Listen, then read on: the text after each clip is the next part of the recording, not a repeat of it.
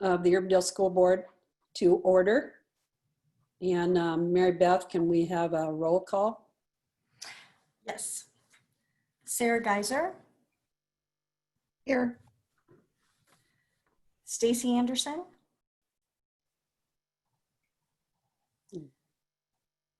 Catherine Hauser. Here. Judy Downs. Here. Ashley Anderson. Here. Mark Smith. Here. Sarah Schmitz. We're having this meeting of the Urbandale School Mary Board. Beth, this is Stacy Anderson. I just want to, I'm sorry, I might have missed my roll call. I just logged in. Oh, yes. Thank you, Stacy. Thanks, Thank you, Mary Stacy. Beth. Yes. I'll ask again, Sarah Schmitz. The Urbandale Community School Board is meeting Sarah's here. electronically. Okay, Sarah? Oh, I'm Schmitz? sorry. I'm sorry. I thought I saw her. I apologize, Mary Beth. Okay. The Urbandale Community School Board is meeting virtually due to the COVID-19 pandemic, and it is open to the public. So we could proceed with approving the agenda. So I would move to amend the agenda to add a section to hear from the public. We normally have that on our normal meetings, but this was a special meeting, so I think it was to nobody's fault, just left off. But I would move to approve with that amendment. I don't know, Mary Beth, if we have to do the amendment second or if that motion covers it. We can approve an amended agenda. Do I have a second? I'll second. Mark. Okay, all in favor? Aye. Aye. Aye. Okay. So at this point, we've approved the agenda. Normally at this point, then we invite people who would like to make public comment. So if there is anyone who is involved in the meeting, despite the fact that we maybe didn't let you know before, I apologize. We've got a lot of special meetings and weird things going on. So if there's anyone who would like to visit with us, if you could give your name and your address and some brief comments that you would like us to hear. Just unmute yourself. My name is Elizabeth Whitfer, and I live at 9008 Hammond Drive in Urbandale.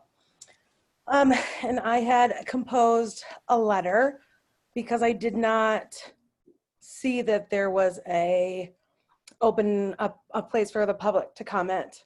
So I had composed a letter for the board, but if you want me to read it, I can, or if any board member didn't already see it, I guess. Can you maybe just speak to what you think are the most important points? I did read it. Okay. I did too. You did? Okay. I am a mom of 3 boys who attend Urbandale Public Schools and have been reading all of the information that comes out. And I also have been reading the information because not only am I a mom, I am also an employee of Urbandale Public Schools. So I feel like the threads intertwine between my life as a parent and my life as a staff member. And one of the things that I've been paying close attention to is how do I do my job and also care for my kids. And so one of the things that I pointed out or I hit on is that I consistently always put my kids second to my job. And I feel right now I should be able to put my kids first. And it's really hard to be able to make those choices as a parent when I don't know if my kids have a spot in Adventure Time yet. And as a parent who works 8 to 4 and a husband who also has an 8 to 4:30 job, we kind of depend on before and after school care. I also don't know about the start of the school year because that's not going to be announced until August 14th. However, as a parent, I have to fill out the survey by August 3rd. So I myself have been trying to make the best decision for my family, but then also as a teacher, I have former parents for the last 14 years, like not so far back because they're graduated, but for the last several years reaching out to me with concerns and frustrations, and they're begging me to tell them what they should do. And I can't tell them any of the answers because I too don't know them.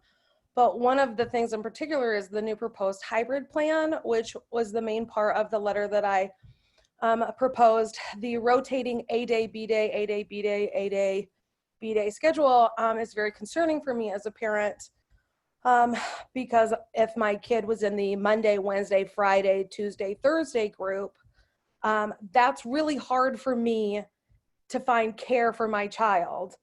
That puts me in a position to have to request a lot of days off to get a substitute, which are also really hard to come by. And that also means an entire group of kids in which I teach would have to consistently be taught by a substitute. Because if my own personal children are in the B-day group and I have to be home on B-days, that means every child who is in the in-session school at that time has to have a substitute as their primary teacher consistently. And that really worries me with this model, just trying to find childcare. I also have a husband who says that he can pitch in, but I know with online learning that his job, he is needed to support staff, families, and students so they can be successful in their learning and their jobs.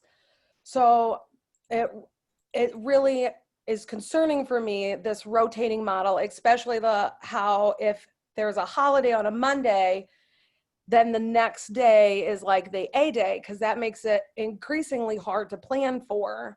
And I just wanted to share my concerns about that, and looking at maybe I know that my peers and my colleagues have talked about this endless hours, and I don't want to be in their shoes.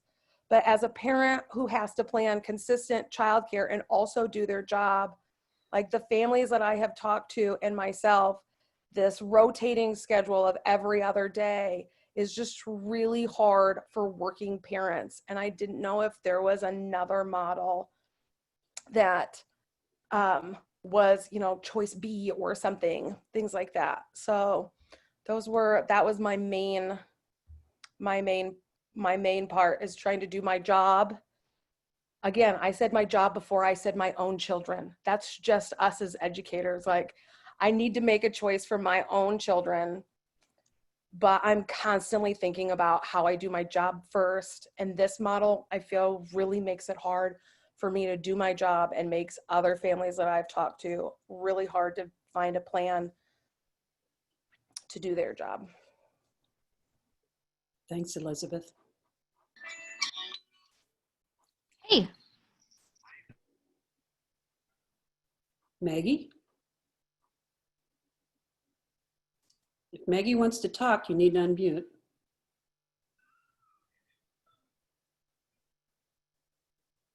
Okay. Do we have anyone else on the Zoom meeting who would like to address the board? Okay. So in that case, we will move. There is information for the next meeting involving a recommendation for middle school activities, which we'll probably be addressing in August, if not before. We certainly don't know. So we will be moving on then. May I have a motion to bring forward? No, we will open discussion on the updated hybrid model. I assume Krista here? hi, yes. Awesome. Hi, everybody. Thank Dina, you. would you allow me to share my screen, please? And I'll share my screen as we're talking through these agenda items. Good evening, everybody, and thank you for yet another board meeting. I know sometimes in the summer things slow down a little bit. This summer is certainly not one of those. So I appreciate everyone's time because I know it's very time consuming, and appreciate everyone who's in attendance as well. So as you know, on July 17th, the governor did issue some changes to the original direction that we were going in a return to learn plan. In this agenda item, I've linked in both the FAQ that the Department of Ed put out, as well as the guidance document to accompany Senate File 2310, upon which this proclamation was based. Wanted to point out this model, or excuse me, this document right here, because that is also linked into this agenda item, because it goes through the details of the original board approved hybrid, which was a Monday, Wednesday, Tuesday, Thursday, everyone is home on Friday group, and all of those considerations. The new proposed hybrid, as Elizabeth was explaining, is an A-B hybrid where group A and group B alternate to achieve that 50% in-person instruction over the course of a 2-week period. I did include some information in there from surrounding districts and what they're doing. We actually met this morning. Several districts were on the call this morning, and I just asked, you know, how many of you have voted? And I've got some information about that. Several have voted to actually go back in person. Some other hybrids being considered are asking parents to choose between full remote or full in person. We're still proposing a hybrid that would allow hopefully as many students as possible to be in school and not have to force parents to make an online choice. I did include in, or we did, excuse me, include in this document some other ideas that were considered in light of that governor's proclamation. So the idea of every other week. So we know that the biggest challenge in all of this is childcare. I mean, without a doubt, childcare for our youngest learners. And I think Elizabeth did a beautiful job of explaining the, you know, the challenges our own teachers are going to face, those who have young children and don't have childcare outside of a school, right? So every other week was one of the things we talked about. I will say when we initially surveyed our teachers, this was one of the lowest vote getters, if you will, because teachers really felt like that's a long time to go between seeing children. Even though it's consistency is helpful, but it's a long time to go. And that was echoed this morning by one of our surrounding school district superintendents, that their teachers also felt like, you know, it's like coming back from Thanksgiving break or winter break every time you see kids, and that's challenging. Maintaining the Monday, Wednesday, Tuesday, Thursday, alternating every other Friday was a challenge. Holidays, different things, when you have to shorten your week means a group of students are getting shortchanged, as well as our late starts on Wednesdays, meaning that group's getting shortchanged, the early outs on Tuesdays and Thursdays, you know, so there were some challenges around that. Lengthening student contact time without adjusting our contract day, so we could potentially dismiss students early on a Friday and give our staff, so the biggest concern that I think we all have is staff time. Another big concern, I shouldn't say the biggest, another concern we have is staff time to plan, prepare, and figure out how to do their job in a completely different way. And we lost that when we lost our Fridays, as well as some extended time for interventions. So this just kind of goes through, again, the pros and cons. But our proposal tonight would be to recommend the updated hybrid model as an AB. One of the things we have thought about and will do is create that schedule so that those days don't change. So for example, when we put kids in the A group and the B group, we'll prioritize keeping siblings together even across buildings. We have had a few families request to not have siblings together, which will accommodate that as well. But once we communicate, hey, these are the days that your student would be in school, that is what it is, regardless of whether we have to go into an online only and then jump back into the hybrid, whether we're in person and then have to go into the hybrid. In other words, we wouldn't change that on families, you know, at the last second. So.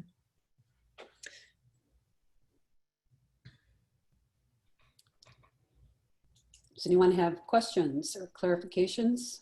Yeah, Chris, I guess just to clarify, so no matter how we start, before we start, we will tell families when we're in hybrid mode, these are your days. So that's our plan. We would Okay. divide kids into, like at the high school, I think they're calling them blue and red groups, for example. And so blue groups, these are the days you attend. Red groups, these are the days you attend. If we're all in person, we're all here. If we're all online, we're all online. But if then we change and we can pivot back to in person on a Monday, let's say, whatever date we communicated that, you know, if you were a red group and you were supposed to be attending that day, then you're attending that day. And then the blue group the next day, and so on and so on. So yes, logistically that's one of the many reasons. Too, we're asking families to commit to that remote learning. And I think we'll get to this conversation a little bit later on in our agenda, but there are so many moving parts with trying to match up all of these kids and these, you know, schedules and whatnot, and then rebalancing class sizes. It's, yes, we want to get that communicated out so that people can make plans and plan on that. Would that fix the issue with like if a holiday came up, or if we had to, like, for whatever reason, a Monday was done, and then instead of switching the Tuesday to the other color, that would fix that, right? Well, I'm not sure. Yes, because we would have communicated it out ahead of time. Okay. And that was frankly one of the concerns with the alternating Fridays or alternating Wednesdays or whatever, you know, you wanted to do, is that when we have a holiday, then a group of students is getting shortchanged. And so Labor Day obviously will come around pretty early. If we're in a hybrid model to start the school year, if my blue group attends on Friday, my red group comes Tuesday. If Labor Day wasn't happening, it would have been a blue group Tuesday. So we would communicate that all out ahead of time, but we would treat those days just like any other day off, and that would be predetermined and communicated out. Okay. I feel very ignorant because I'm just not tracking as well as I'd like to. I apologize. If you can see my screen, I had to draw Yeah. it. Like I had to draw it. But So I get it. what I'd like to avoid is like the switching of that Tuesday post Labor Day from the A or B group to an A group, if that makes sense, and keep it the same. Like, not necessarily that it would cut into the time of the first student, but maybe if we take, instead of a 1-day holiday, do a 2-day holiday, so it's even for both of those kids or something along those lines, so that the parents don't then have to like offset until we have another day off, which would then put them back on the. So like, actually, I think I understand what you're saying, Ashley, and I think Yeah, I'm actually sorry. this, no, it's very, very complicated. I understand what you're saying, and I think this rotating every other day actually does that. It just, what we have to do is communicate all of the days for the entire year, essentially, Okay. out to families ahead of time. Okay. To say, these are the days you're on, these are the days you're off, unless of course we're all in person and then you're here every day. Okay. So, if that makes sense. It does. What's the benefit? Is the benefit of this holiday approach to not reduce being out of the class? Like, what's the reasoning behind it? And Behind the AB and kind of just skipping over the holidays and keeping that AB cadence, you mean? yeah, because for my mind, I like, one thing I like about this is if our childcare providers in Urbandale know that they're going to have 50% of kids Monday, Wednesday, Friday, 50% Tuesday, Thursday, this kind of messes with that. And I know that we're talking about like a small group of kids, but I'm sure there's a benefit to it. Can you share that with me? It actually would still be 50% of kids. But just a different, right? So Yes. like, I think that's in my mind, Right. like I'm a mom of a kindergartner. So I'm not going to tell my childcare provider, he'll be there Monday, Wednesday, Friday, 1 week, Tuesday, Thursday, the next week, on and I see off, what you're on and saying. off, on and off for the whole year. I'm going to say, these are the weeks he'll be there Monday, Wednesday, Friday. These are the weeks he'll be there Tuesday, Thursday. Yes. Okay. A second. And really the benefit is it guarantees from a teacher's perspective that I get to see my kids every other day. And I don't have a group of kids that I'm going more than a weekend without seeing, or 3 days, I should say, without seeing. How is the workload working with this from a teacher perspective, going into having to teach 5 days a week in the room, 5 days a week to the, because I'm assuming the kids that are the ones that are at home will also be doing work. And they'll have to have contact that way. Yeah, How are that's they a great. handling the 100%, Yep. 100% plus stress? Yes, that's a great question. We really anticipate that the learning that's going to be happening in person is going to be pretty intense, because we know we've got them there. We've got a smaller group, which is helpful. And I was actually talking to my neighbor who's a kindergarten teacher in a neighboring district the other day about what they're doing. And, you know, she was the one that was kind of explaining to me, when I have a smaller group of kids, the time I have with them, I can get much more out of them. I can get much more sort of bang for my buck, if you will, with those kids. The time when a student is online, we anticipate would be more asynchronous. In other words, teachers would be planning some activities, some things, some, you know, practice. We've actually purchased a couple of programs at the elementary level to support literacy and math instruction that could be more independent for kids, because we know it's impossible for a teacher to think about trying to manage those two groups simultaneously. If I'm starting every day with a morning meeting, I might bring all my kids in, my virtual kids and my in-person kids in for a morning meeting, quick little check-in, how are things going, advisory connections at the high school and middle school, same thing. But for instructional purposes, those days offline will need to be more asynchronous.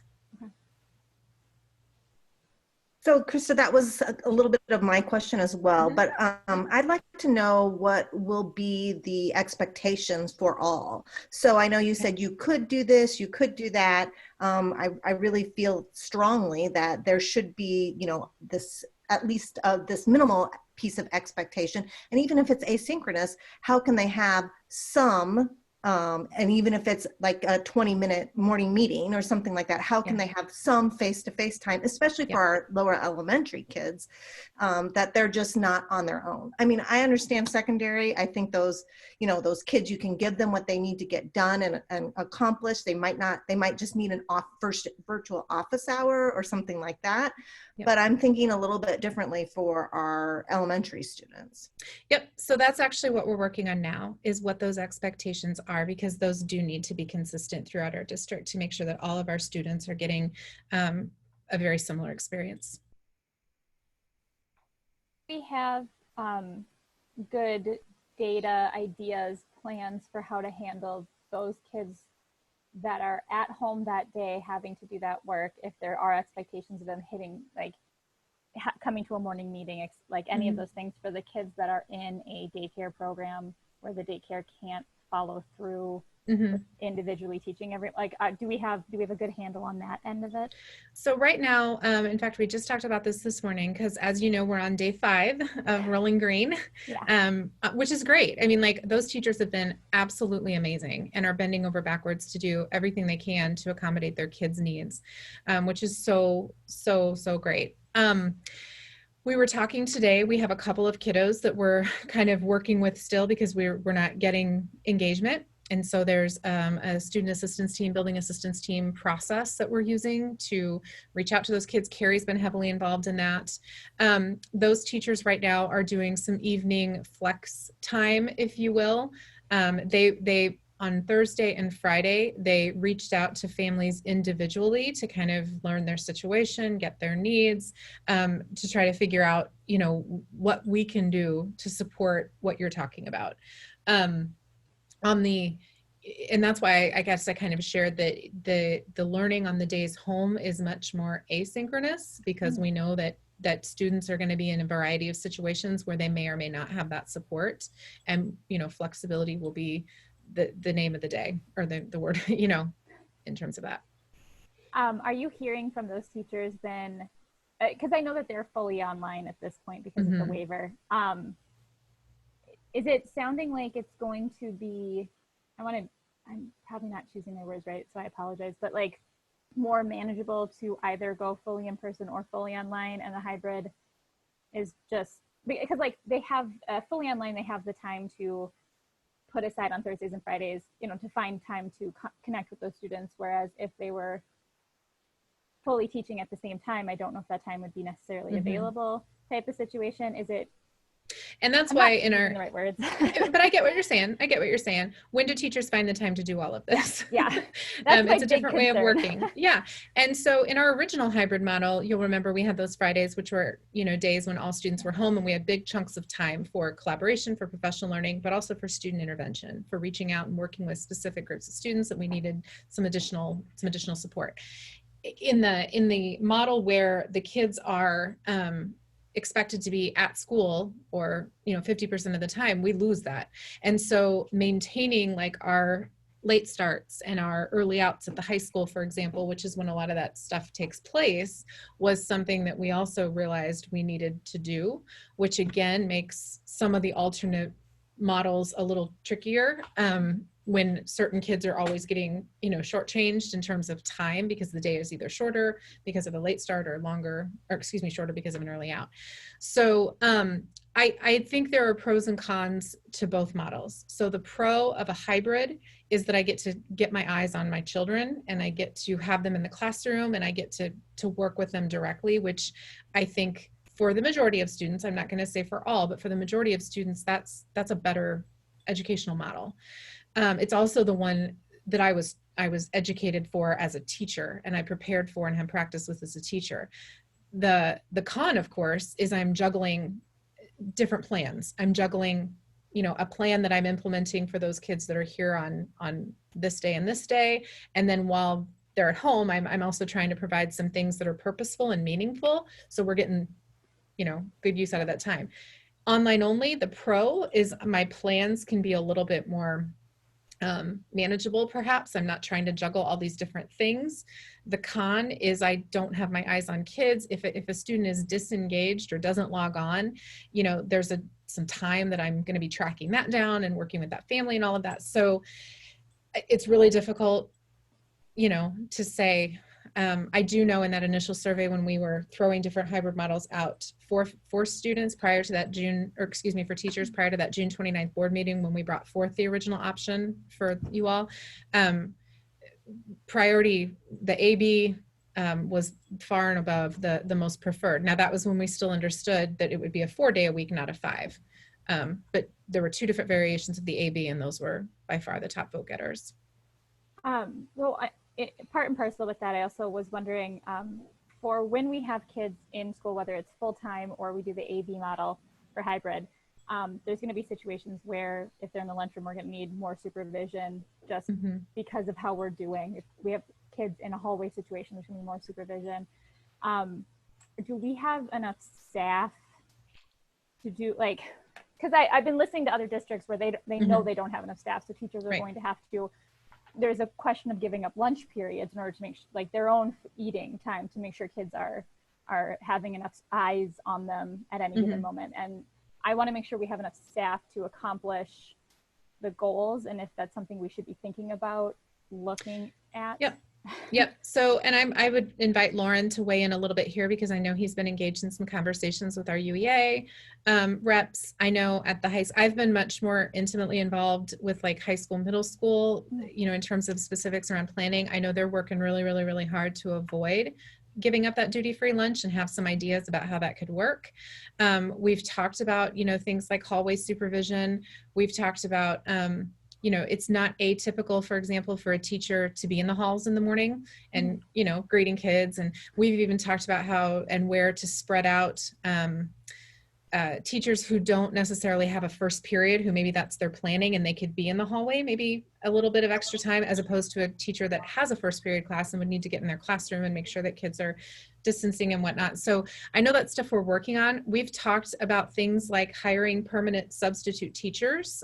Several surrounding districts are doing that.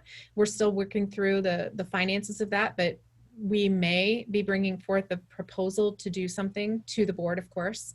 And we've talked about other ways, to use our support staff and our, particularly if we're in a model where only half of the students are in attendance, are there ways that we could, spread out some of their work as well? So I can't definitively answer that, but I would invite Lauren to weigh in as well. Yeah, I can speak a little bit more to that. And I agree with everything that Krista said. I would say Ashley, your point is a good one. And we've been, as this fluid situation has happened with different things that are coming at us, we've continued to talk about what our additional needs are in terms of mitigation and how to then work some of those strategies. For instance, lunch. It is possible that we may need help around lunchtime with custodians to do additional cleaning of areas, since we're planning right now not to be in the lunchroom to eat. We may need additional help in our nursing areas because of the sick bay and the well bay that we're going to have additional supervision. And then the contact tracing piece and just all of the new dynamics with COVID are going to make those areas more complex than they've ever been before. Krista mentioned the substitute situation, and most likely we will be coming with a proposal for the board to consider regarding substitutes and doing something different than we've done before. And there are many of the districts in the metro are either moving forward with something like that or at least contemplating it. I would also say that just in terms of overall supervision, the lunchtime is one, and all of our administrators have been working, building administrators have been working very hard to be creative in how they can supervise lunch in these smaller areas while still allowing for the duty-free lunch that's part of the master contract. So long-winded answer, but yes, we very likely will have some additional needs in terms of staffing, both with supervision, but also with doing things that we've never had to do before in the scope of a normal school day. Thank you. I really appreciate it. I want to state out loud now that when you come forward with that, I plan on supporting it specifically because I'm really excited with how much thought you all are putting into it and the out-of-box thinking that I know that's going into trying to solve all these problems. And any way that, I don't want to talk to the rest of the board, but any way that we can help, I want to make sure that you know to ask us because I think we're all on board. I'm on board. I should say everyone else. I had one more question and then it just flew out of my head. I apologize. Oh, the question was specifically with the cutting class sizes in half, I just want to make sure that for our smaller classrooms that is going to be enough and we're going to have enough room with the AB model. I not to say that there's a better choice, but specifically for the elementaries with the smaller classrooms in the older buildings, making sure that there's enough room. Are we covered? In the hybrid, if we're in the hybrid, we would theoretically be in a much better position with not only just the smaller rooms that we have and the number of kids that we would have in them, but also our ability to physically distance as a major mitigating strategy. If we're with all kids, of course, it's going to be much more difficult to do that. So that piece of it would be helpful to, especially in our smaller spaces. Still being able to spread kids out a little bit away from their teacher and away from each other, and still hopefully be able to bring them in safely. I will say, Ashley, too, particularly at the elementary level. What is happening? Get out. Sorry. Anna? Particularly I think someone is unmuted who should mute. There we go. I think at the elementary level in particular, where we've had some spaces dedicated for common use or, band, art, etc. By rethinking how we offer those different classes, we're also going to be able to utilize those spaces for classroom type instruction. And I know the elementary principals have been working on that along with Carrie, getting awesome. Square footages and maps and all that. Yeah, that's amazing. Thank you.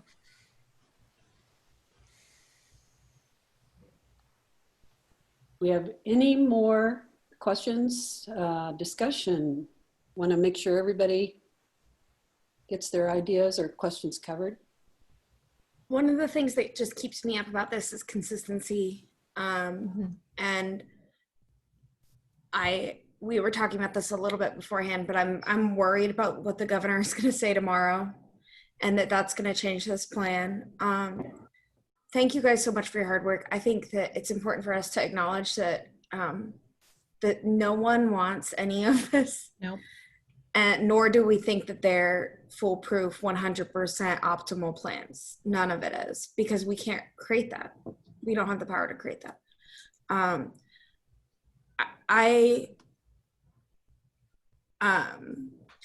wondering if this is not, I think choosing the hybrid model right now is going to be an important decision. Deciding how we open, I think, is going to be even more important when that comes to the board. I wish we could do that earlier, but I understand the reasoning behind that. Specifically, I don't know what the governor's going to say tomorrow. So here's my question. What's the punishment for not doing it? Judy, if I may, if you Yeah. wouldn't mind holding that question, Okay. I did put some documents in Okay. item C, the rolling Okay. green instructional model, where I think we'll have a chance to maybe have that conversation. Great. I will say I was also wondering that as well, and whether there is a place for discussion of maybe keeping our old hybrid model. To like, not saying that any of us want to take any chances with anything, but that having that Friday was freeing in a lot of ways, and would be immensely helpful for a whole bunch of reasons. It was something I was thinking about, but I wasn't sure how anyone else on the board was feeling. Actually, I like, in my mind, I want to pick my battles right now. Understandable. And like I said, I think, you know, what we're voting on right now is to choose, and I know you know this, I don't mean to explain it, but I'm saying this so I can like understand, but like, Yeah. We're choosing which hybrid model to use once the hybrid model is required by the outbreak numbers or whatever that might be. We're not talking today. This is not how we will start day one. Understandable. In my mind, when we have that conversation, and if there's a difference between what we think is safe and what the guidance is, like, I would be interested to know, you know, where we're willing to go with that. That's my thought on it. So I was just wondering, the last time that we voted, we actually had options, right? And it seems like right now it's either this option or not. So, you know, also in hearing people talking about consistency, hearing childcare difficulties, you know, even as a former middle school parent myself, I could never keep track what time she had to be there on a Wednesday, you know, so I really would like us to think about how can we, you know, reduce that. Is it an A day? Is it a B day? I don't know, you know, anxiety. I mean, there's enough out there as it is. So I guess my thought would be, I'd really like another option, right? So that we can consider A or B, take into consideration what teachers are telling us, what families are telling us. And I you know, I understand the 2 weeks, you need to get those 5 days in. I understand most holidays are on a Monday. So that's where, you know, we kind of get into that tricky situation. But I guess my comfort level right now might not be to necessarily say yes to this plan because I don't have another option. Does that make sense? Mm-hmm. Bree, I would tend to agree with that. I mean, we're looking at just the first trimester, we have 2 holidays on a Monday, right? And I think there is some important consideration to providing consistent days to kids to be at school. And that's really where I struggle with the AB, where it is in flux because of those 2 Mondays, September 7th and October 26th. Mm-hmm.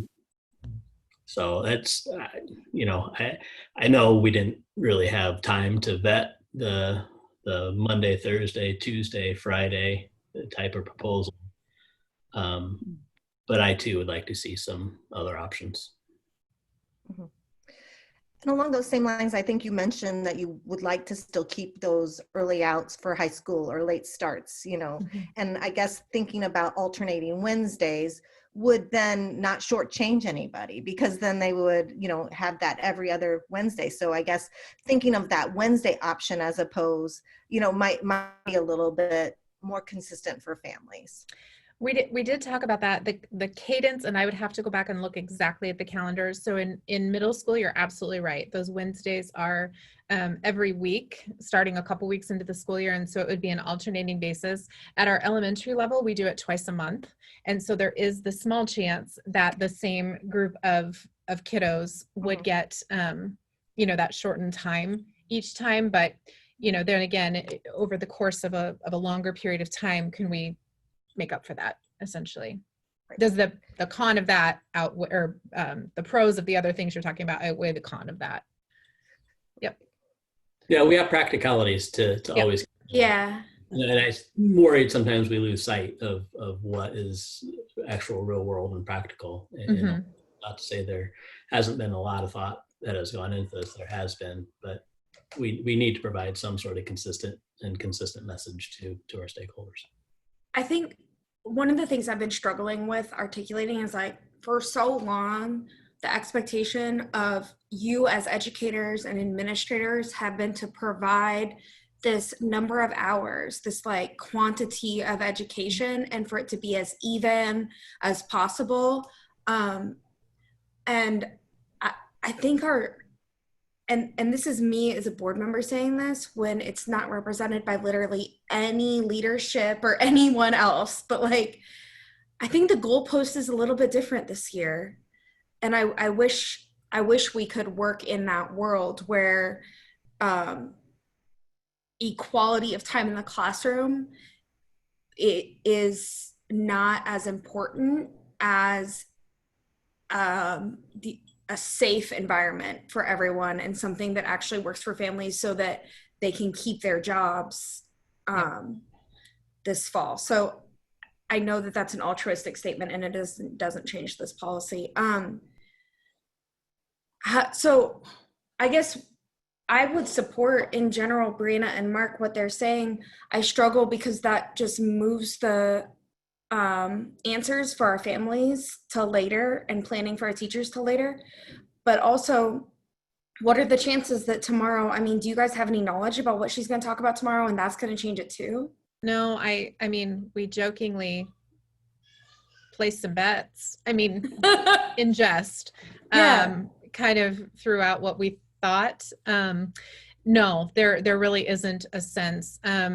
We've speculated, most people, on the call this morning with the reps from other districts, by far, people thought it would be a stay the course message. Okay. But that is pure speculation. Right.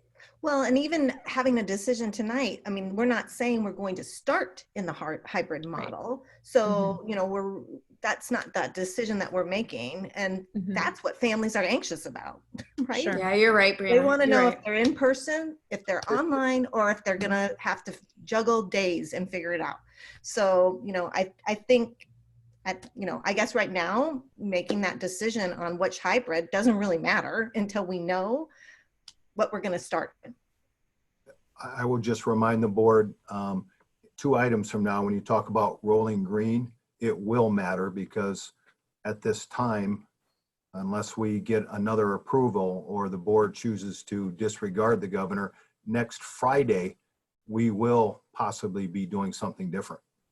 Sure. And so given that, though, then does it make sense, though, to vote on whether you start in a hybrid model or not? Because that wasn't necessarily anything in the proclamation. It says 50% for 2 weeks, so I know other districts have voted to go ahead and start in that hybrid model, given Polk County numbers. So I just want to offer up for tonight's recommendation, you do have access, Krista, if you wanted to go back to that document, you do have access to what we think are the other possible hybrid models. And I don't think it would be inappropriate for you, if you wanted to have more discussion about that. You don't ever have to take the recommendation of administration. I do think it's important to really weigh those pros and cons for what was brainstormed. And then if there are other pros and cons that you all see to those other models.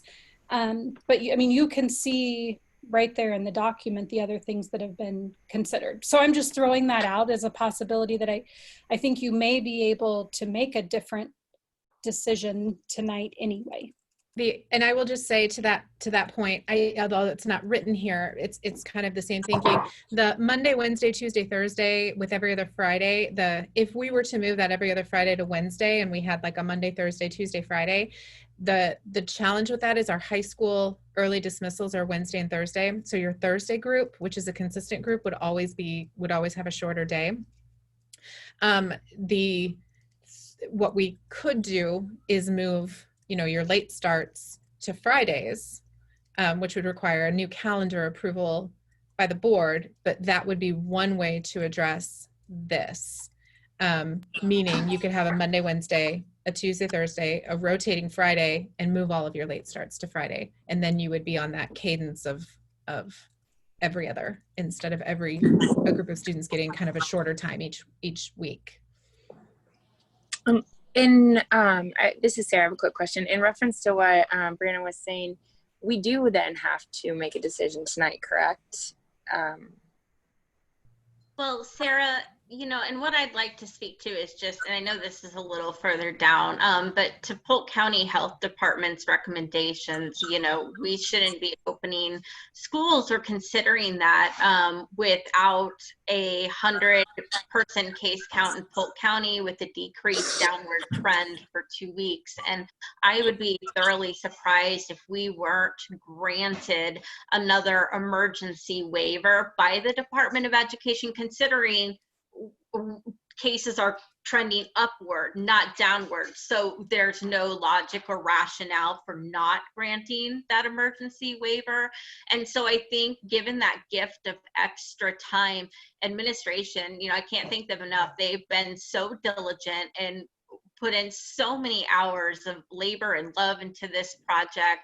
And I think given more time, they could come up with something even more incredible. And I think we've really, the silver lining will be the emergency waiver from Department of Education buying us some additional time to go in strong with a plan that really is centric on our stakeholders. So, but don't we have to have a decision for Rolling Green in place? Yeah, we do have an action item, a couple items down where we are going to be, without jumping too far ahead, we're proposing essentially that if nothing changes, we're going to go after that waiver or that permission. It's not technically a waiver. But let's say we don't get it. We could be able to fall back on something. That's what I'm thinking. Today. So I have a suggestion maybe, which is to approve this plan for the eventuality that Rolling Green's waiver is hopefully it's approved, but just in case, we have something that you guys can start working on now, but temporarily approve it. And then that way we ask for another option or some more surveying. I don't know, I think that Brianna and Stacy kind of spoke to what we could do to get some more feedback with the value, I think, of consistency, which Mark and Brianna spoke about as well.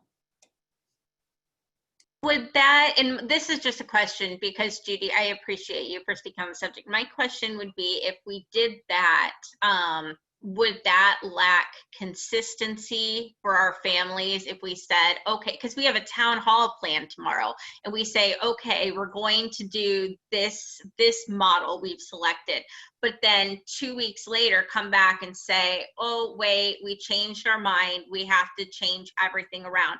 Families already have planning in motion. I just worry that that's opposite your intentions. It could potentially, it could mess up some things for Rolling Green families. So if an AB was approved and we did not get permission, boy, how many times can I say if in a sentence, right? If the AB is approved and if we did not get permission to continue in a remote classroom and we started Rolling Green in that AB model, but then came back and switched, it could potentially mean some moving around for those children in particular, especially if we're trying to keep families together across multiple buildings and that sort of a thing. So that would be my only caution to that. Rolling Green is on a different calendar as it is. Is there the situation where that could be the exception as compared to all the other schools, though? I mean, they're already on a different calendar. And if they're on a different AB system that we provisionally or go forward with a vote tonight, does that preclude us from making it different for the other schools? My initial answer would be no, but it would then mean that potentially some families are not on the same, some siblings are not on the same schedule. Sure. And if we have any shared teachers, it creates a kind of a challenge as well. Sure. Thanks. How many shared teachers are we going to have during this? Not very many, mainly with our specials, but that would be correct though. It would impact that programming in some respects. I wouldn't have the details right now at all, but it would have a small impact on a few staff members. So another thought, and I apologize if I'm stepping out of my lane. I don't know if this is appropriate or not. It's helpful, Krista. Okay, so considering our 2 holidays in this first trimester on Mondays, potentially, a Tuesday, Thursday, Wednesday, Friday, every other Monday could go. That's where I was kind of thinking as well. I would still then probably recommend that then our late starts or something would have to be on that Monday, just so that every other group was getting the reduced time. But that would solve the high school Wednesday, Thursday early out issue, because each week, one group would be getting that reduced. Both groups would be getting that reduced. Yeah. With the change in plans, we still, I mean, is there any consideration to not doing late start, early out? We talked about that, Sarah. I think the biggest concern that I have about that is now that we don't have that chunk of time on a day when all students would be online, I worry that really just blows a hole in all of our teachers' professional learning collaboration time. And I know they're going to be kind of on overload anyway with all of trying to juggle these different plans. So that was our biggest concern, is we didn't feel like we could take that time away. Right. I was reading, and this isn't like, I was just reading somewhere that, that there was a district had extended their day a little bit and then left like that day that, were off for included in professional development. So I didn't know if we could be change up the time at all. I don't know. It just seems like if we have families on the same schedule, the early out, late start, I just feel like it's going to get which has already been said, it's just going to get really extremely confusing and complex. We actually did talk about that. We sat down and mapped out all of our different start and stop times. So our start and stop times are staggered mainly because of transportation and trying to get kids, where they go. So any sort of changes we make to that would have to be proportional. So if we if we started the middle school day 20 minutes earlier, for example, then the high school day and the elementary day has to start. And that is, it can buy us about a half a day. We could extend it enough and not extend without having to extend our teacher's contract day, because that was the other piece. If we extend the teacher's contract day, then they'd also be leaving early on Friday. So in order to kind of maintain the integrity of Friday as a chunk of time to collaborate, we only have about 20 minutes within a day to play with. The problem with that is our our middle and high schools start times are so close to when the teacher contract start time starts. I said start a lot. We would have a ton of students there before teachers get there. And so then kind of back to that supervision, conversely, the elementary day ends really, really, really close to when the teacher contract day ends. So like at Rolling Green, for example, kids are gone at 3:45, teacher contract day ends at 4. So either way you look at it, we were running into like some supervision issues with kids. But yeah, I was just curious. Yeah, for sure. No, I think it's a super creative idea. Yeah. Well, it's not my idea, so I don't have any credit for it. But okay, the schedules are just obviously just confusing, but that's okay. I know Krista said it on the fly, but I have to be very candid on that. I do like the Tuesday, Thursday, Wednesday, Friday, alternate Mondays. I think that. Agree. I was about to say the same thing. Yeah, I like that a lot. Yeah, and I also, as an educator myself and a former classroom teacher, I want to honor as much planning time as teachers can have. If we start lengthening days or things like that, they already barely get to use the restroom. So that is not something that I would really like to think about when they have such limited planning time as it is. I do appreciate still honoring some of those late starts, but I think we could really think maybe they're not all filled with professional development, that there's time for teaming, time, collaboration, because right now, I mean, yes, I'm a professional development person, and I still think that's not our highest priority right now for many reasons. So I really appreciate, Krista, you kind of throwing that option out there, because I agree. I think that might kind of solve some of even what we were hearing from outside teachers and families and things, as far as the consistency and transitions and so forth. I would completely agree on the collaboration course development time, that we really need to focus on keeping everyone's head above water.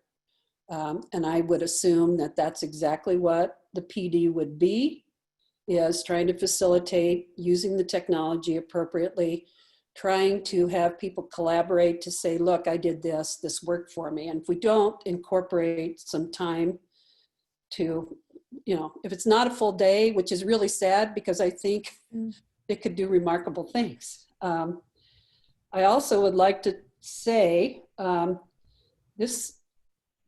we do have a lot of decisions that we kind of need to make tonight, so we probably kind of need to tie this together. The other issue is there are so many factors that are completely outside of our control still, including what happens tomorrow and what the ruling is from the DE. And so I would like to honor the work that everyone inside has done all summer. It's not perfect. Nothing here is perfect. We will not hit a home run with any of these. So we're always going to have ambivalence and problems with everything. So if someone could consider making a motion, if you want to alter the days, that would be, appropriate, I think, maybe to incorporate. And people at this point, I think we need to give as much guidance to the people who are working on the ground as we possibly can, which isn't very good because we don't know what's going on. So I would move for a proposed hybrid model that includes groups Tuesday, Thursday, Wednesday, Friday, with alternating Mondays, and late starts considered on Monday. I would second that. Okay. Could we have a roll call vote? Mary Beth? Yes. Sarah Geiser? Yes. Stacy Anderson? Yes. Hauser? Yes. Downs? Yes. Ashley Anderson? Yes. Sarah Schmitz? Yes. Mark Smith? Yes. Okay, awesome discussion, everybody. We will, sorry to interrupt, we will also then bring forth an amended calendar on August 10th, showing that the changes of the late starts and all of that. So you have that information. Okay. Thank you. Thank you should for everyone's hard work, really. I mean, it's been a summer for everyone, so. Thank you all so much. And please make sure at the town hall tomorrow that you make it clear that the board changed your plan 24 hours ago. Because I realize we just did that. That's okay. We got it. And the governor and the DE changed your plan. We actually have a meeting. We have a meeting at noon. We have a meeting at 6 tomorrow. So we are like full on prepared to punt. So Will you, Krista, will you keep us informed with our own kind of updated take after the governor's new proclamation and how we as a district are interpreting that? Sure. Yeah, we can do that. We can put together the highlights it doesn't have to be formal, even if no, you not just at all. Just shoot us a quick paragraph afterwards and it's like, we're talking about this now. These are the questions we still have. It doesn't have to be formal. Okay. That would be perfect. We can do that. Thank you. Good job, everyone. Okay, may I have, we will bring forward B, which is the updated preschool plan. Is Ashley with us? She is. Yep, awesome. There she is. Hi. Ashley, I can keep sharing my screen if you'd like, if you just want to tell me what to click on. Do you want to go ahead and click on the hybrid model planning proposal?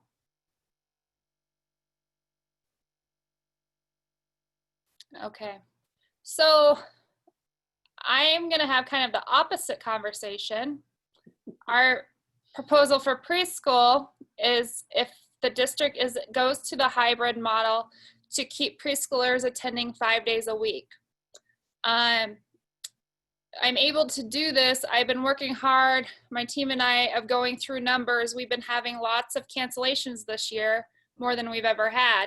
And so as that movement's going on, I've figured it out where I can get pretty close to what a 50% classroom will be, like say for kindergarten or K-5, as the standard number that we'll cap at for pre-K for next year. Now I say that we would cap at 16 students, but that would be the absolute highest, and that would be based on classroom sizes. So some of our rooms that are smaller, we wouldn't put that many students in that room.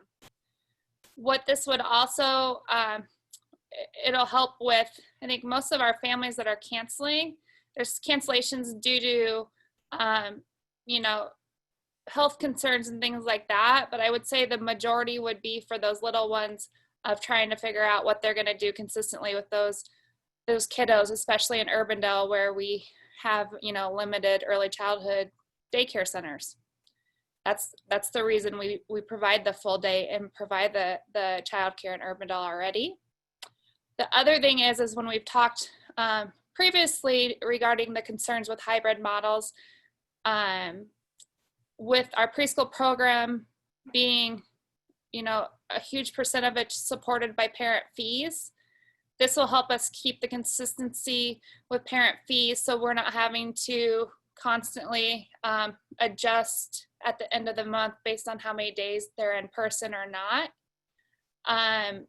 So then families also aren't having to worry about, okay, I have to wait for a refund because they were, you know, school's in a hybrid model, and then I need to have the funds to adjust and pay for daycare on the side, but I've already allocated monies to the school. And so our goal is to try to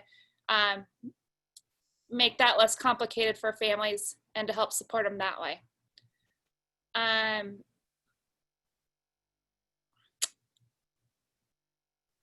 would say just the consistency, our ability to help keep us more self-supported financially. And then the other thing is that preschool requires a lot of additional support staff based on student staff ratio requirements and extra support staff for our early childhood special ed students. This will help us keep those students in the classrooms more, because it's going to be very difficult to provide, you know, the remote continuous learning options for them anyways. But then this will also help us, you know, retain our associates so that we have consistent staff with our little ones when they're at school. I think this makes a lot of sense. I think it's a perfect solution. Ashley, I was really relieved to see this. I appreciate your hard work so much. When we voted on the hybrid plans, the reason this alleviates a lot of my fears about the model that we're going into, which is just providing childcare and for our families who do have to work. So thank you for this. I would move to approve this plan. I would second. Okay, Okay, motion, do you want me to do roll call vote? yeah, go ahead, please. Okay, motion by Downs, seconded by Ashley Anderson. Mark Smith, Yes. Sarah Schmitz, Yes. Ashley Anderson, Yes. Judy Downs, Yes. Catherine Hauser, Yes, Stacy Anderson, Yes. Brianna Sargeiser. Yes. okay. Thanks for all your work, Ashley. I know it hasn't been a fun summer. Thank you. All right, I think the next one's mine again. Awesome. So we have, as we've already talked about, Rolling Green's permission to continue online expires at the end of the day next Thursday. We would recommend that if community spread continues at or near current levels, and upon the recommendation or guidance with the Polk County Department of Public Health, who have been amazing, we would recommend pursuing permission to extend the online learning for another 2 weeks is what we're hearing. They will be doled out in kind of 2-week increments. If we request that permission and it is denied by the Department of Education, then we would recommend moving into the hybrid learning model. So we have put a couple of documents in there that are helpful. Of course, the previous the updated hybrid model included the FAQ and the governor's proclamation, or excuse me, the guidance around Senate File 2310. This document right here is the actual proclamation from July 17th for your reference.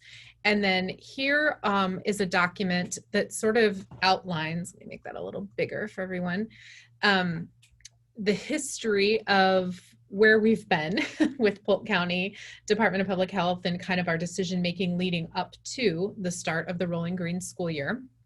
And then kind of just some explanation, if you will, of both what Iowa City schools have declared pretty publicly and what Des Moines Public Schools have declared pretty publicly, and that is that they're not changing course.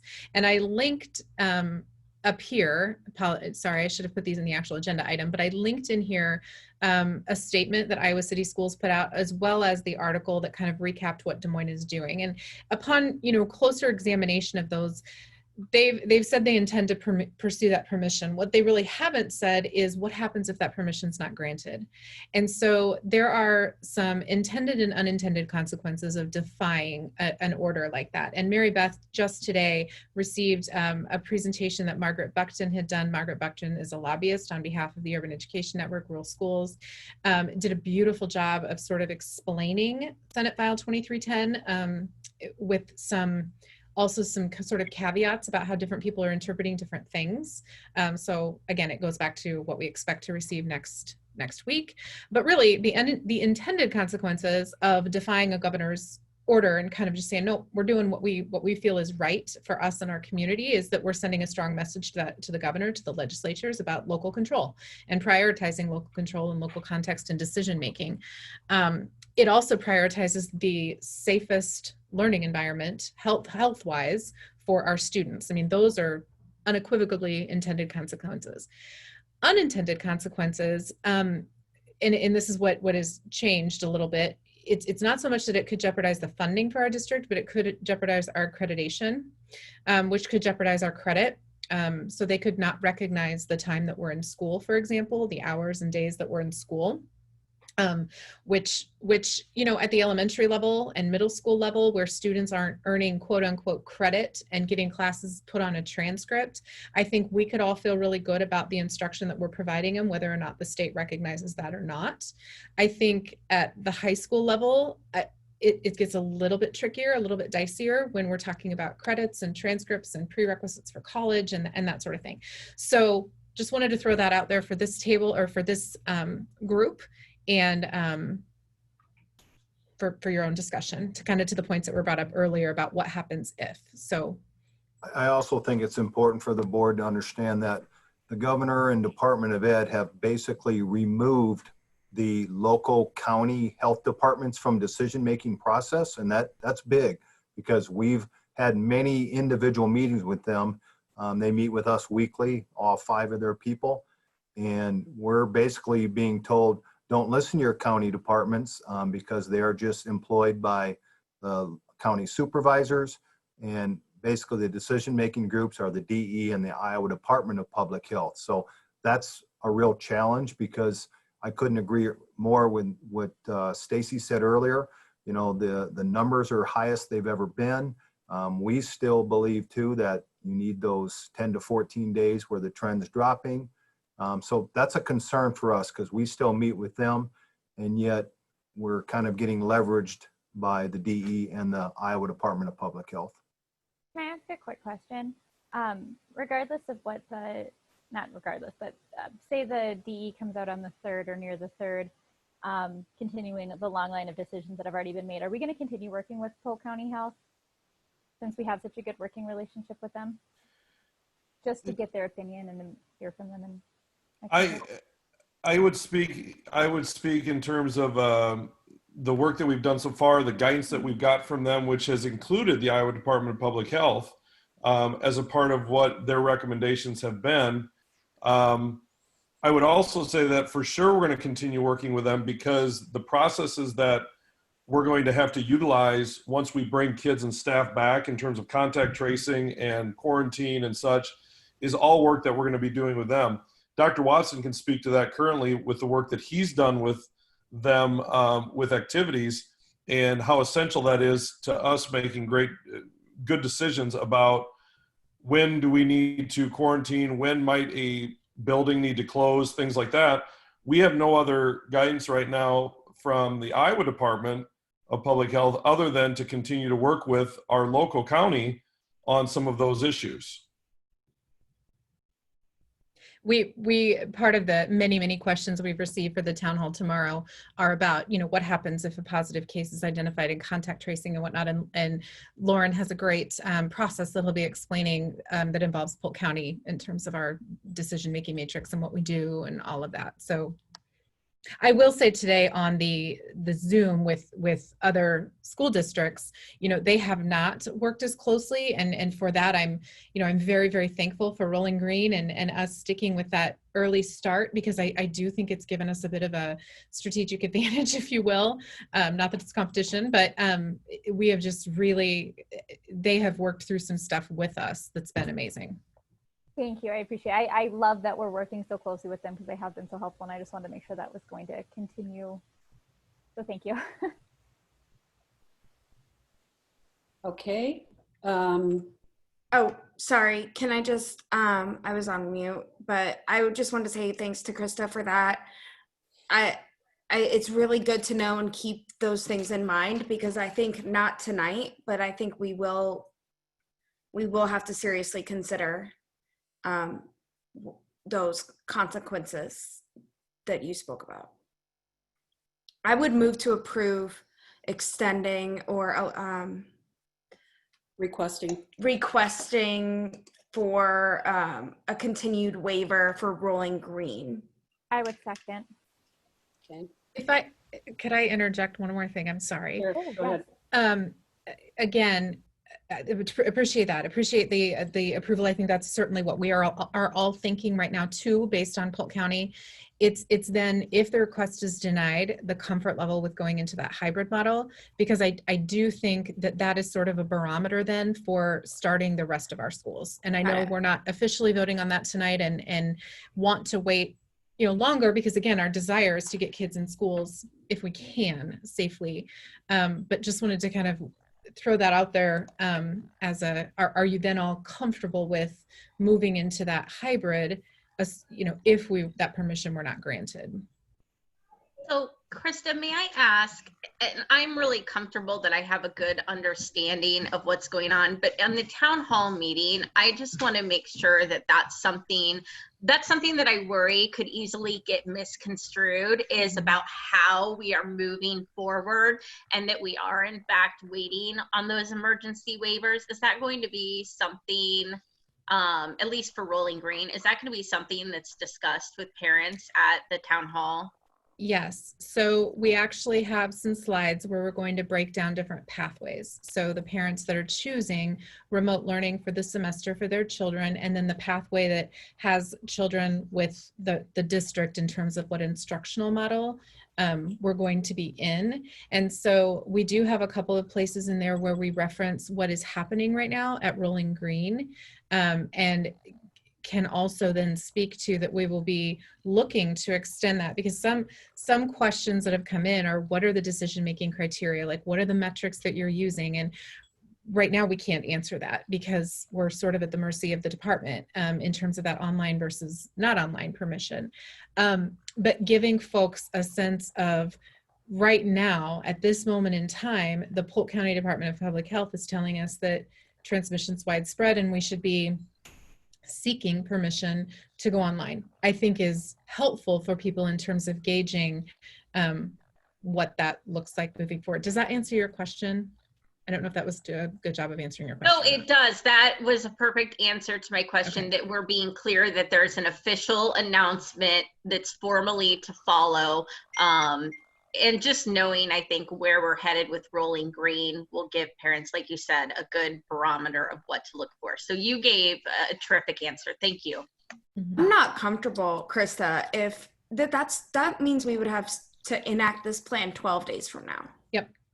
And that's why I brought it up, Judy. No, seriously, and I appreciate that. Because yes, this is a week from Friday. Yeah. And if that permission is denied, then we would have kids in that building a week from Friday in a hybrid model. Is there a way for us to take a vote to approve the asking for a waiver, but to continue the conversation? I think what that would necessitate, Ashley, is, upon finding out we did not receive permission, we'd have to convene an emergency board meeting. How much notice did they give us for this one? Because did they take a super long amount of time, or did they give us a few days? I don't quite remember how the timeline went. And I'm not intending to throw anybody at the department under the bus, because I know that they are kind of operating under the same sort of constraints and whims of leaders that we all are, higher leaders, if you will. But we reached out to them. So we all watched the press conference together on Friday, and immediately after that sent emails, got a couple out of offices. So sent emails to those people out of office. Maybe I should have, maybe I shouldn't have, but I tweeted them, hey, what's this going to look like? And we didn't hear anything back. And so on Monday morning, Steve reached out to our attorney, and she reached out to the department's attorney, and we received verbal confirmation that day that we would be approved for an indefinite or for a defined amount of time. And then we received that in writing, I believe, Steve, it was on Tuesday afternoon. So it was a quick turnaround, but that was not the process. At least I don't think that's the process that is going to be outlined next week. They were highly, very responsive once we reached out to him Monday morning through our attorney, but. And we were told we'd only get 2 weeks max, and that's why it ends on a Thursday. I had requested to end on the following Monday, so we didn't have to have extra board meetings. Daniel Hainfield also stated that it will be a challenge to get a second one. They only gave us that since we were the first school in the state of Iowa. Again, their expectation is to do whatever we can to basically force schools to go back. So it's going to be tough, because even if we wait, let's say Monday, we send the board, or we send the DE a request based on what we know the county numbers. They don't even have the criteria or standards set up yet.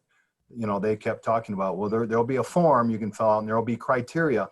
I don't even know if they know them yet, because they haven't shared those yet. So as Krista said, the turnaround time is really going to be tough. So we do need some guidance on, what do you want us to do if that gets denied?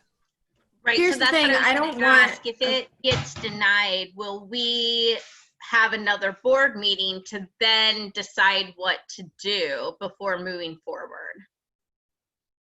Or is this vote it? No, I that's up think to we the would. board. I think we would have to, Stacy, unless the board was prepared to sort of defy it and say, we're going to do this, regardless. If they say no, too bad, so sad kind of a thing. And we continued in an online model. Unless we were prepared tonight to say that that's what we're going to do, I think we would have to convene an emergency board meeting. And that form and everything that Steve was talking about, we were told would be released the week of August 3rd. Whether that's Monday, whether that's Thursday or Friday, we just don't know.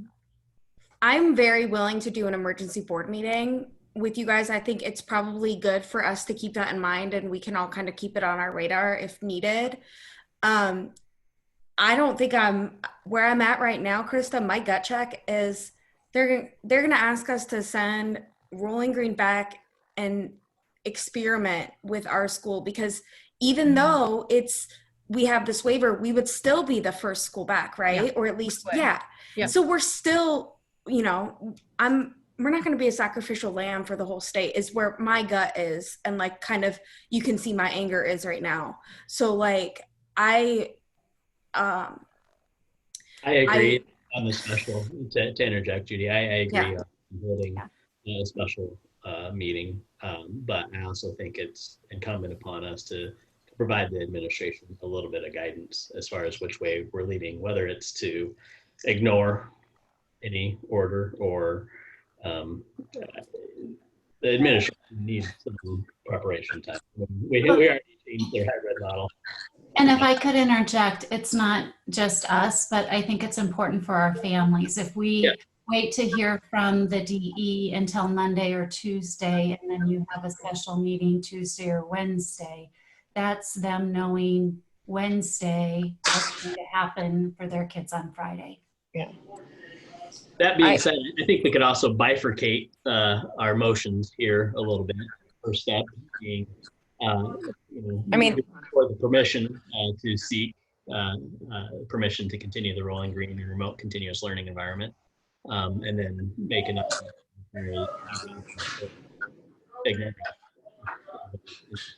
You're kind of cutting out, Mark. Say it again.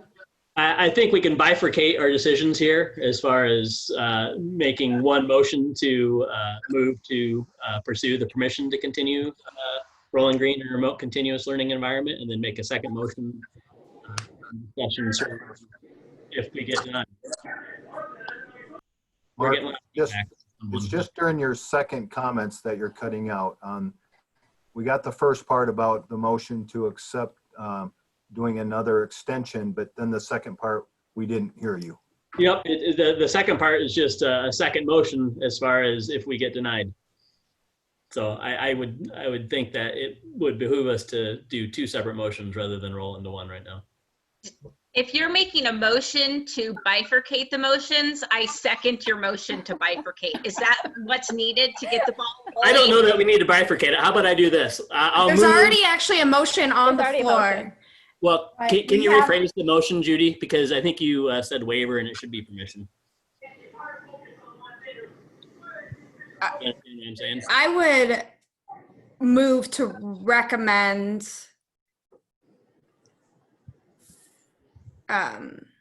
pursuing permission to continue Rolling Green and remote continuous learning environment after the current permission expires on August 6th. I will still second. All in favor? Aye. Aye. Aye. Okay, so that one passes. Now, I could propose, we're meeting every other day anyway. Maybe we all just need to keep getting together. Our next formal board meeting is August 10, I think. It appears to me that there's an extensive conversation. There's an elephant in this room of what are we going to do and how do we feel about, following what the governor recommends, whatever that is tomorrow. Do we take a chance on a reinterpretation legally? There's some room to think what happened. Or do we just say, we will obligate ourselves once we hear, if we have to meet, we will meet very quickly. For example, we have to give 24 hours notice. but that we would continue to have this conversation. It just seems like to me there's so many variables again, and I don't want to put people off, but I think one more day would be a good idea, given what to be stated tomorrow.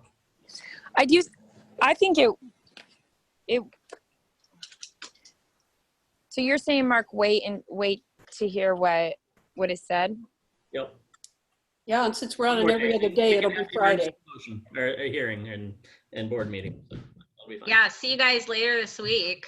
All right, Monday, Wednesday, Friday this week. That's Yeah, whenever. I don't have a lot of places to be, so let me know when and where. The Jayhawks do play at 7:30 Friday night. Just want to let you know. Well, So- let's move it. Let's move it up. Yeah, I can do it. Well, I'll be honest with you. I do. No, it's fine if we do it every other day. But are we? Am I understanding though that, or are we as a board, we're prepared to do what's in the best interest of our kids, regardless of what the governor says? Essentially, is that what I'm hearing though? Right? Well, I think I am.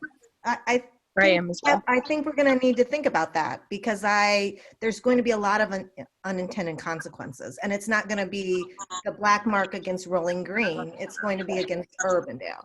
And you Right, know, I understand that, as a parent also of a high schooler, I'm very cautious about that because I don't want my child not to get credit for the learning that she's doing. I totally also understand the safety of our students in classrooms. I also understand that lots of families want face-to-face learning as well. So I think there's lots of things that we need to consider in this discussion. Let me ask this. I do. If we need to meet on an emergency basis, is there any possibility of meeting over a weekend? We have to have 24 hours notice with an agenda legally. I guarantee you're not going to get anything back from the DE until Monday. Yeah. I mean, that's.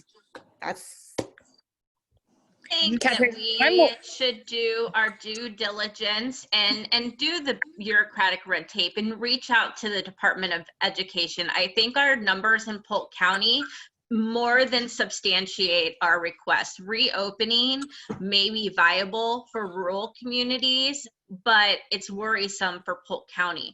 I think maybe we need to cross that bridge when we get there and not put our necks out and make any type of statement about defying the governor's orders, but knowing that we care about keeping children and staff safe, and we're ultimately going to do what's in the best interest of families and stakeholders. But let's do the proper procedure and see what comes. We've already approved that, so that's a given. Yep, I agree with that. I just know I'm going to say this because I want it to be heard that, you know, one student, one teacher, one staff member, one family member of anyone is just too many for me. So I'm not willing. I mean, I just know where it's going to lie for me. So, and I have 3 high schoolers also, but I still feel that we're in a position to make some tough decisions. So. Okay, so the dilemma here is, do we take a vote on this, yes or no? Do we make an agreement that we will get back together by a certain day, which, Brianna, you're probably right. It might have to be Monday.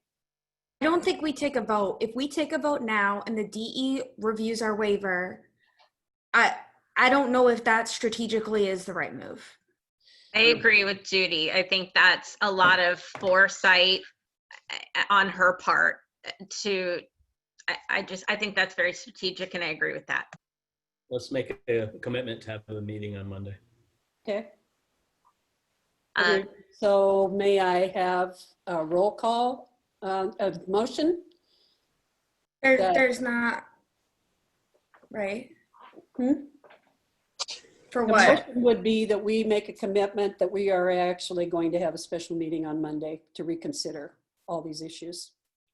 Can we just notice the meeting? Yeah, I think so. I'm asking each of you if you're going to be available is the bottom line. Yeah. Yes. How do you need the motion worded, Catherine? I think that's what we're looking for, the verbiage of the motion. Right, because it might not be Monday, it might be Tuesday. I think it might be, you know, I would move to have a special meeting called upon the board once we once we get confirmation or denial from the Department of Education. Okay. Second. Okay. All in favor? Aye. Aye. Okay, that's unanimous. Okay, so just keep it on your calendar. We have a commitment probably on Monday or Tuesday. So one point of clarity. So if we do not hear back by, we'll say 5 o'clock Monday, then I'm just going to have to set the meeting for Tuesday and hoping we hear on Tuesday, correct? If we do not hear, that is still something that we are going to have to address. Ultimately, Okay, so go ahead and, yes. right, but that's what I'm saying. If we're gonna possibly not make it Monday for sure, it could be Tuesday. I'll Yeah. give it till 5 o'clock on Monday because we just have to give a 24-hour notice for the board meeting. And might I suggest, again, I don't want to step out of my lane here, but, you know, depending on what is said tomorrow, which one of the options could be, you know, the criteria get released tomorrow, although I doubt it. Could we potentially reach out to Mr. Mays at the Department of Ed and kind of explain the dilemma in an email tomorrow or via maybe Danielle tomorrow and just say, you know, hey, this is the direction we're wanting to pursue. We know these criteria haven't been released, but we've got potentially kids coming back in buildings next Friday and we really need to know, you know, are we likely to get this so we can tell our families? And I would be a fan of legal intervention since I seemed to work the last time. okay. I guess that's fine. Okay. Okay, so We we've can all coordinate that. agreed. We're going to aim for Monday. And we will be communicating Is clearly. it Monday or Tuesday? Well, we're going to tentatively aim for Monday with the hope that Okay. we get the notification. And I mean, I don't know how else to do it. But we're going to have to meet because we haven't reached any decision for Rolling Green by, what is it, Friday? Thursday. So no matter what, we have to give some direction. Yeah, we're gonna meet Monday or Tuesday. That's what it Yes. comes to. Yep. Okay. Okay, guys, thank you. All right, we're moving on to D, which is, oh, I'm trying to click it on your screen. It's not working. D would be a recommendation from Dr. Watson regarding community ed suspension. Dr. Watson, are you on the call? Yes. Oh, hey, thanks. I see you now. I think this is great. I'm ready to approve it. The only question I have, and this comes from my extracurricular interest, is polling locations. I know our county auditor is having a really hard time finding polling locations for the election. Have we been talking to them about that? And is there, like, I'd like to see what we can do if we do have a safe space that we could use. Have you been talking to them? We have not been contacted by them yet. Okay. I anticipate that probably in the next few weeks. Usually it's a late August, early September phone call. If you're able to accommodate something like that safely, would this come, but we do that before we allow community ed or use of our space, would that come to us? And I guess I'm talking about, I'm kind of jumping down to 4G too. Yeah, I think we'd have to bring that to the board because there'd be a chance we'd be in school. And we may be able to get creative with some other spaces as well. Okay. I'll move to approve the recommended course of action. Down second. All in favor? Aye. Aye. Okay, thank you, guys. Oh, opposed? I'm losing my mind. Okay. Now, Dr. Watson's up again with a recommendation on high school activities. I guess there are people on the board who experienced what you did over the summer. but not all of us. And so maybe you could give a little background about how that went. Dr. Watson? I think it went well. We've been lucky in a lot of respects, but I think part of our luck was the result of planning and the result of our kids and our parents and really our community with their reaction to the guidelines we put in place, the procedures we had, and their willingness to take a step back and realize things were different and really work together to make things safe for everyone. And I think moving forward, we've seen that throughout the month of July with more kids at the high school. And I think moving forward, we've not only created student leaders in that regard, but also set the expectation and the bar high in terms of really a lack of flexibility and a need to adhere to all the rules all the time. And a lot of work on your part and Polk County. Do we have questions on this recommendation? I'd move to approve the resumption of high school activities in accordance with the established start date. I would second. Okay. Why don't we do a roll call on this one, Mary Beth? Okay. Judy Downs, Yes. Ashley Anderson, No. Sarah Schmitz, Yes. Mark Smith, Yes. Brianna Sarah Geiser, Yes. Stacy Anderson, No. Catherine Hauser. Yes. Okay, that carries 5-2. Okay. Thanks, guys. Okay. And I do have an update to this.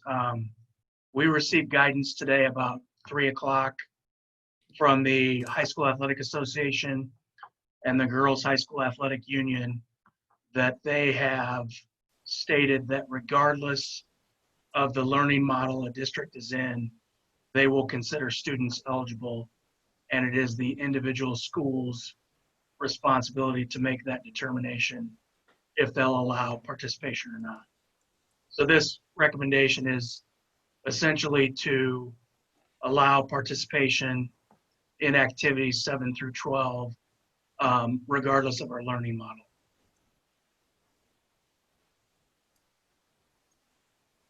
we have any questions? Move to approve the recommendation on participation in activities and learning models. Smith. Okay. Let's do a roll call. Okay. Stacy Anderson, Yes. Brianna Sarah Geiser, Yes. Catherine Hauser, Yes. Ashley Anderson, I'm abstaining. Judy Downs, Yes. Sarah Schmitz, Yes. Mark Smith. Yes. We have 6-4 and 1 abstention. Okay. This is pursuant to the waiver that we had at the last meeting, maybe 2 meetings ago, about use of facilities by outside people. Bill, do you want to explain anything more there? Yeah, essentially what this does is it suspends all outside use of our facilities until the virus is under control. And then we would bring back a recommendation to return to the board at a time we felt it was safe. I just don't think right now with our current state and our unknown capacity to clean and sanitize for anything beyond the school day and our own activities, that we have the ability to open our buildings for extra use. Makes sense. This is Stacy Anderson. I would move to approve the suspension for all use of district facilities by outside individuals indefinitely as a result of the pandemic. Down second. Okay. Now let's just keep doing the roll call. Okay. Mark Smith, Yes. Sarah Schmitz, Yes. Ashley Anderson, Yes. Judy Downs, Yes. Catherine Hauser, Yes. Stacy Anderson, Yes. Brianna Sarah Geyser. Yes. That's unanimous. Great. Now, the next one is the COVID waiver that the city, it's pursuant to what we approved before. So it's basically a waiver to cover our rear ends. This would be our waiver to outside users when we return. Okay. I move to approve the outside waiver once we are able to return safely. Smith, second. Okay. We'll do a roll call again. Okay. Brianna Sarah Geyser, Yes. Stacy Anderson, Yes. Catherine Hauser, Yes. Mark Smith, Yes. Sarah Schmitz, Yes. Judy Downs, Yes. Ashley Anderson. Yes. That is unanimous. Okay, great. Okay, so our final item is discussion of the selection of a search firm. I don't know if we want to actually have discussion at this point. I'm going to propose that that we literally go through and maybe eliminate at least one. So I'm going to propose that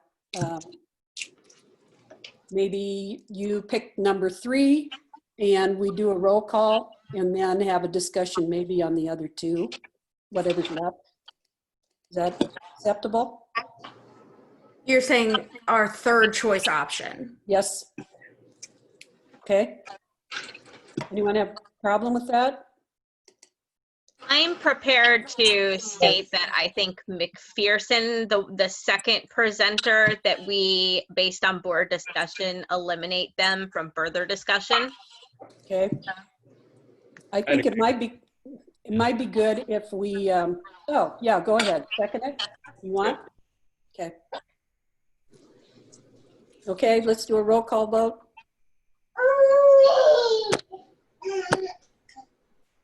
That wasn't me. That was my co-voter. I'll just restate the motion. The motion was to eliminate as a superintendent search firm for us. That motion was made by Stacy Anderson, seconded by Smith. So we'll do a roll call vote. Judy Downs. Yes. Ashley Anderson. Yes. Catherine Hauser. Yes. Stacy Anderson. Yes. Brianna Sarah Geyser. Yes. Sarah Schmitz. Yes. Mark Smith. Yes. It's unanimous. Okay. So at this point, I would probably invite some discussion if you would like to do that. Otherwise, we could just go ahead and vote or on our placement of first and second. So it's kind of up to you guys. I want everybody to feel heard.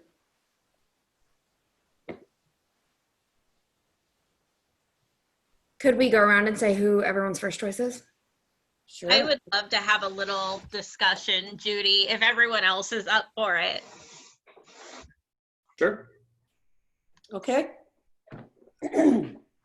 So whoever wants to jump in. I guess I'll start. I'll just get the ball rolling. I really liked both firms for different reasons. I liked the energy of the first firm and their application to technical knowledge. However, I liked the experience of the second firm. I liked how they have worked for larger districts and they have connections within bigger districts. I liked how they solicited business from us, how they treated each other as business associates. I think that's indicative of how we'll be treated as a board. And it's mainly tried and true experience compared to the first firm that had done some smaller searches. But based on our conversations, it seems that we were looking for someone with perhaps a more urban background. And I just felt that the experience provided with Ray and Associates was more in line with what we're looking for. But I'm open to discussion. I generally agree with those comments. I liked a number of the ideas from the first search group, and it would almost look to incorporate some of that as we move forward. But I think the representatives that spoke to us on Ray and Associates were good and fit our needs right now and would best suit us moving forward. Well, I would say that I too would love to have features of both. I did like a lot of the tools that Grunmeyer brought forward.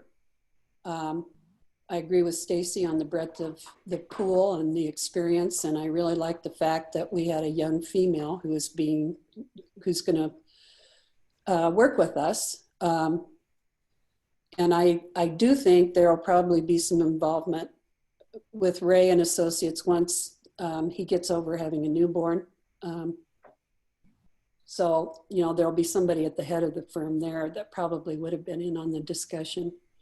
I would say that we can request whatever we want of either firm, I believe. You know, I mean, they all were clearly communicating to us that they would fit our needs or desires. And so, so I would probably come down on the side of Ray and Associates because of the depth of their experience and the depth and breadth of the pool. I'm really hoping that we, you know, have a very good experience and that we do the best that we can. It's a heavy responsibility, just like everything this meeting has been. So I think if we put the work in, we'll find success with either one. But we've got to do the work too and give the correct guidance. I think my ranking would be the opposite, but both very high. And so that's kind of where I'm at. Okay. I would say that for Ray and Associates, I like the fact that they have a large pool so that there is a better chance of us getting more options of folks that are diverse, whether that means they are of different race than white, or whether that means they're female, or both. That being said, I really appreciated the fact that the first group came in and did their research beforehand. And I think that shows a lot for the amount of work that they'd be willing to put in, even if they have a smaller set of people that they will canvass to figure out who would be interested. So I'm kind of on the side of Judy, because I liked how they'd go about finding someone, the different questions they were asking, and just specifically the fact that they bothered to do the research first, which I think shows a really solid work ethic for the amount of work they'd be willing to put in, along with the work that we would put in.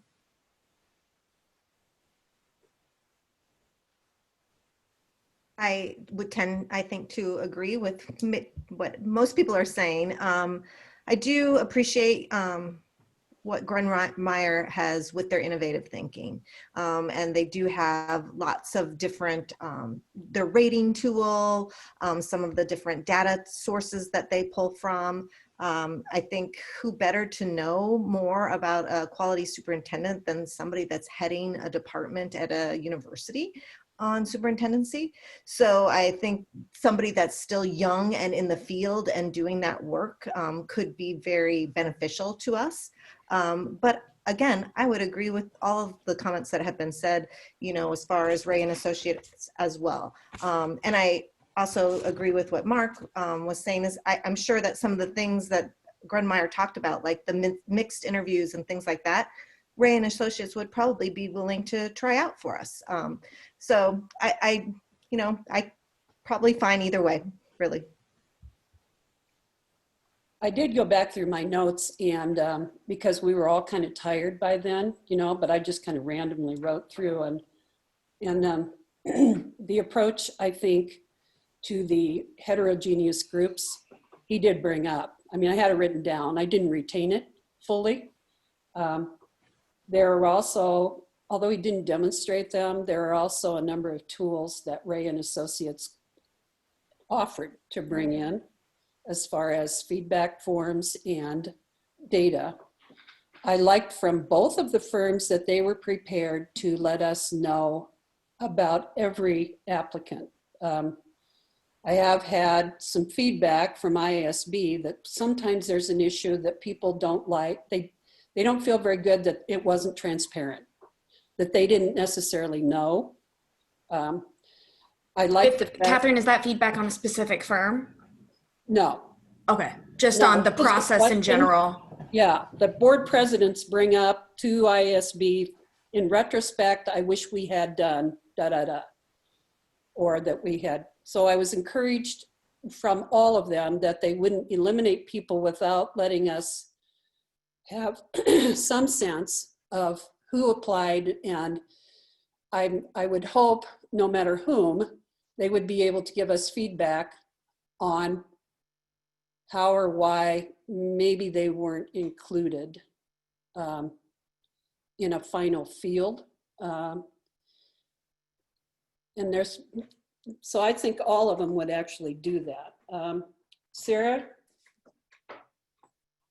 you haven't talked, everybody else has. Well, I mean, I know who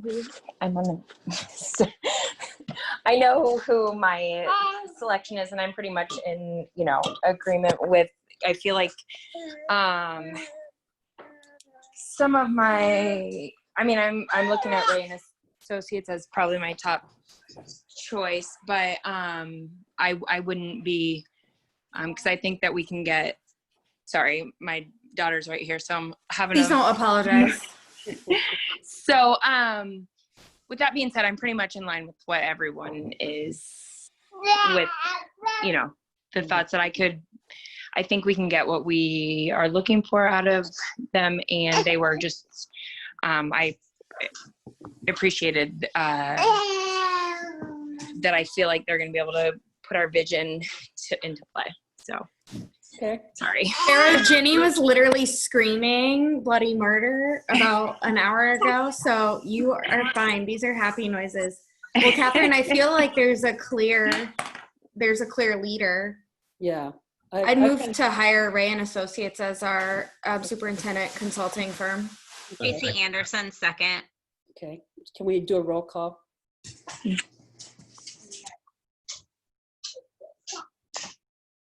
Mary Beth? I'm sorry, I'm talking and nobody's hearing me. Mark Smith. Sarah Schmidt. Yes. Ashley Anderson. Yes. Judy Downs. Yes. Catherine Hauser. Yes. Stacey Anderson. Yes. Brianna Sergeiser. Yes. Okay, that's unanimous for Ray and Associates. Okay. So what I would like to have you all be thinking about as you review your materials, what features that you really felt pretty good about with other firms, maybe you could think seriously about what kind of requests we might be making as far as the process. And if any of you took notes, maybe you can review those. Maybe you can look back through the materials and the presentations, because they are, Judy, thanks for going back and reviewing that. And then Mary Beth, will you be able to communicate with each of those firms? Yes, I will notify. Yeah, and then we'll begin to set up, beginning the process and really looking more closely at the timelines. So this is probably going to be the first like COVID, one of the first COVID hires or processes that they go through because we are early on the timeline. Yeah, I think they did last spring, but you know, the bottom line is you're not really, most places are not hiring a lot of superintendents in April and May. So I think you're right. So yeah, it will be kind of a test.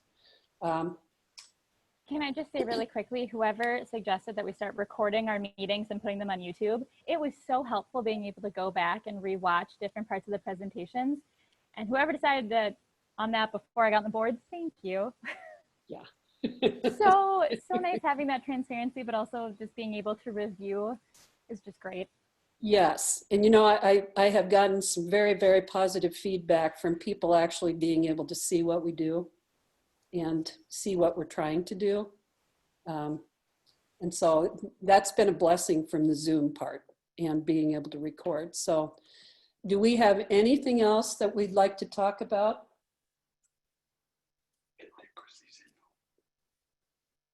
You need a motion to adjourn. Well, unless you want to just hang around. No, motion to adjourn. Down a second. Okay, all in favor? Aye. Aye. Opposed? Mary Beth, can you hang on? Yes. Okay, See you guys Friday. Thank you. thanks, guys. We'll see you again on Monday or Tuesday.